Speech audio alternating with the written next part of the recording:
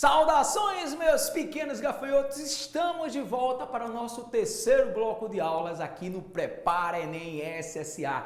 A melhor preparação para você que vai fazer o vestibular do Enem, para você que vai fazer o SSA. Eu me chamo Paulo Vieira, eu sou seu professor de Física. Antes de começarmos, eu quero agradecer a você por estar me recebendo na sua casa. Bom, já preparou todo o material? Já deixou sua aguinha separada, uma frutinha, um docinho? Se prepara porque agora a gente vai tacar fogo no parquinho, o kisuke vai ferver, porque a nossa aula de hoje é sobre trabalho de uma força. Pois é, se prepara aí que essa aula ela ficou grande, então a gente teve que dividir ela em duas. Então se acomode e vamos dar sequência à nossa aula. E na aula de hoje, então, a gente vai falar de trabalho. E aí você deve estar aí, né, Mequetrefe? Deve dizer, Paulo, que danada é trabalho? É quando mãe manda eu fazer as coisas em casa? Não, Mequetrefe! Trabalho é o nome que a física vai dar quando existe uma força agindo continuamente sobre um objeto. Sabe quando você está no supermercado que você vai empurrar um carrinho da feira? Pois é, quando você está ali empurrando aquele carrinho, perceba que sua mão em nenhum momento deixa de tocar no carrinho. Então, por você estar agindo continuamente, você ali está aplicando um trabalho. Ou seja,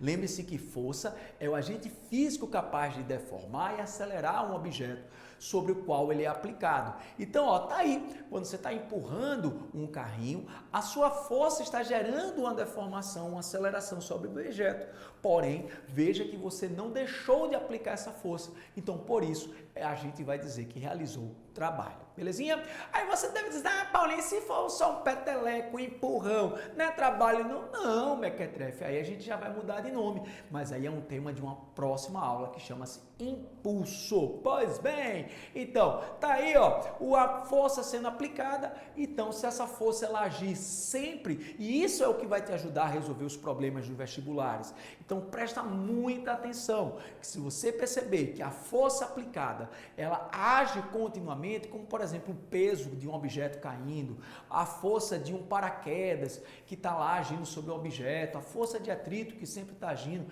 essas forças, elas são forças que nunca deixam de agir. Então, por isso, a gente vai dizer que elas realizam trabalho. Então, lembre-se que trabalho de uma força paralela ao deslocamento vai ser a relação exatamente dessa força multiplicada pela distância que esse objeto foi deslocado com a ação contínua da força. Então, ó, se a força ela age continuamente, então tá aí, ó, opa! Então ele realiza trabalho. E para você calcular esse trabalho, você vai pegar a multiplicação da força vezes o deslocamento. Bom, aí observe que eu coloquei a letra W. E aí você deve dizer, por que W? Eu vi uma outra letra. Pois é, presta muita atenção. Quando a gente fala de trabalho, esse conceito ele vai ser usado novamente na física, tanto na parte eletrodinâmica quanto na parte termodinâmica. E aí existe um probleminha na questão da nomenclatura. Geralmente no ensino médio, geralmente nas aulas de dinâmica, o trabalho ele é representado por uma letra grega chamada tau, tipo um Ezinho, tá? Porém, quando você vai estudar o trabalho na termodinâmica, na elétrica, ele chama de W, da palavra em inglês work. Pois é, work começa com W, né? Então, para evitar de você dizer, eita, é expressão diferente, é um trabalho diferente, é o mesmo trabalho, é o mesmo conceito, então eu vou manter o W. Então, preste atenção nessa nomenclatura, que eu vou colocar aqui o trabalho, o W é igual ao produto da força vezes o deslocamento. F é a força medida em Newton e o deslocamento tem que ser em metros. Lembrando que a unidade de trabalho é uma unidade de energia, é a unidade de Joule. No sistema internacional, o produto da força, no caso Newton vezes metro, a gente vai chamar de Joule. Belezinha? Bom, então para utilizar essa expressão é importante que você lembre-se, a distância tem que estar em metro, que a força que é utilizada para o cálculo é uma força que tem que ser constante e tem que ter a direção do deslocamento, já que trabalha uma grandeza escalar. Belezinha? Lembrando que força é uma grandeza vetorial e o trabalho é uma grandeza escalar. Bom, agora que a gente já entendeu o que é trabalho, é importante que você saiba que existem dois tipos. Existe o trabalho motor, que é quando a força ela age no sentido favor do deslocamento, tá? Por exemplo, quando o objeto está caindo, a força peso, ela vai a favor do deslocamento, então ela está realizando ali um trabalho motor. Já o trabalho motor, ele tem um sinal positivo, ou seja, a força ela vai no sentido do deslocamento. Mas, se porventura, por exemplo, tá aí o exemplo, ó, uma pessoa empurrando uma geladeira, empurrando um freezer, empurrando um carrinho, mas se porventura você colocar uma força no sentido contrário, essa força ela é chamada de trabalho resistente, porque a força ela vai contrária, dessa maneira a gente vai ter um sinal negativo. Lembre-se que trabalho é uma grandeza escalar, então se a força é contrária ao deslocamento, o sinal do trabalho ele é negativo. Então veja que a pessoa está aplicando uma força no sentido contrário ao do carro. É claro que não é o Superman, ele não vai conseguir vencer o carro. Então o trabalho é um trabalho resistente. Então ó, o atrito é um exemplo de um trabalho resistente. Belezinha? Bom, é importante que você entenda que essa relação da força e do deslocamento, ela é importante para o cálculo do trabalho. Até agora a gente trabalhou o conceito em que a força é paralela ao deslocamento, podendo ser no mesmo sentido, fazendo o trabalho ficar positivo, ou no sentido contrário, fazendo o trabalho ficar negativo. Então, perceba que quando a gente fala de uma maneira mais ampla, é natural, né, Mequetrefe? Você deve estar se perguntando, mas Paulinho, mas e se for um menino empurrando um carrinho num barbante? A força ela é inclinada, pois é. Então, quando essa força ela forma um ângulo, é importante que a gente lembre que o trabalho ele vai ser calculado pelo produto da força vezes o deslocamento, multiplicado pelo cosseno do ângulo entre a força e esse deslocamento. Lembrando que quando a força é paralela, o ângulo é 0 graus e o cosseno de 0 é 1. Por isso que o trabalho ele ficou apenas como F vezes D. Mas, se porventura essa força ela for perpendicular, como por exemplo a normal, a força centrípeta, que são exemplos de forças que são sempre perpendiculares ao deslocamento, esse trabalho será negativo. No caso do peso, quando ele está numa superfície horizontal, tá? Que ele não está em queda, apenas ele está se deslocando na superfície, o seu trabalho também é negativo. Tá? Mas aí você tem um exemplo, ó, um halterofilista, aqueles caras fortão parecido comigo, ó, quer dizer, não tá tão fortão assim não, mas o cara tá lá levantando um peso, então observe que na hora que ele tá erguendo o peso, a força dele é uma força motora, enquanto o peso que age no halteres é uma força resistente. Belezinha? Bom, mesmo com a aplicação dessa força, se não houver deslocamento, não há trabalho. Então, se o objeto está parado, estático, o trabalho volta a ser zero. Então, prestem muita atenção nessas duas condições em que o trabalho é zero.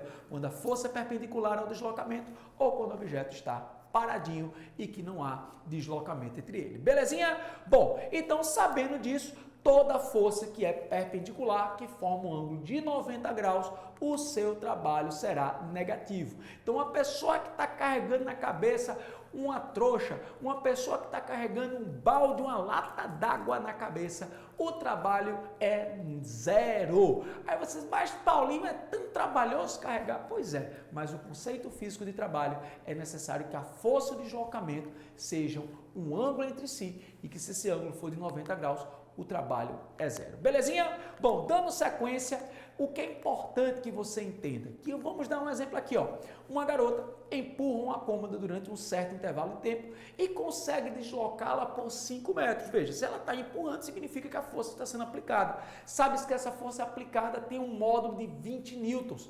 Dessa maneira, no sentido do deslocamento. Qual é o trabalho realizado? Fala sério, né, Mequetrefe? Se a força e o deslocamento estão na mesma direção e sentido, você vai fazer a multiplicação, ó, pegando a força 20, pegando o deslocamento 5, multiplicando os dois, ficando 100 joules. Belezinha? Vamos para o outro exemplo, porque agora um homem tenta deter a descida de um carro em uma rampa. Olha só, o cara quer ser o He-Man e aplica uma força de 100 newtons na mesma direção dessa rampa, mas no sentido contrário à descida. Como o carro continua descendo por 8 metros, determina o trabalho realizado pela força. Bom, preste atenção. Nesse caso, o garoto está aplicando essa força de 100 newtons, mas mesmo assim o objeto ainda está em movimento. Perceba que ele coloca no problema que a força de 100 newtons tem a mesma direção da rampa, mas ele desce no sentido contrário à rampa. Então, observe que o trabalho que vamos calcular, vamos pegar a força de 100 newtons, multiplicar pelo deslocamento. Só que qual é o detalhe? Que como é um trabalho resistente, ele será negativo, ficando menos 800 joules. Muito bem, Mequetrefe, vamos dar sequência porque agora a gente vai falar dessa condição em que a força forma um ângulo entre si. E nesse caso a gente vai precisar do cosseno, como é o caso de uma pessoa empurrando um carrinho num barbante. Bom, nessa situação, pessoal, não podemos esquecer que esse ângulo do cosseno é o ângulo entre a força e o deslocamento. Girou! Vamos dar um exemplo aí, ó. Durante um trabalho em um armazém, um homem puxa um caixote com a força de 200 newtons, que forma um ângulo de 60 graus com a horizontal, direção na qual ocorre o deslocamento de 10 metros. Determine o trabalho realizado pela força aplicada pelo homem. Está aí, ó. Veja que essa força está inclinada, então o que é que a gente vai fazer? Vamos pegar a força que ele aplicou. Qual é o valor dessa força? Essa força que ele aplica de 200 newtons, o deslocamento é 10. E lembrando que o cosseno de 60 geralmente tem no cabeçalho da prova que vale 1,5. Então, nós vamos ter aí um trabalho equivalente a 1000 joules. Um trabalho motor, visto que ele vai na direção do movimento. Muito bem, pessoal, para que nossa aula não ficasse muito extensa, nós vamos dividir essa aula em duas partes. Então, se você está assistindo essa primeira, não perde a segunda parte do módulo de trabalho. Muito obrigado por você ter me recebido na sua casa. Até a nossa próxima aula. Tchau, tchau!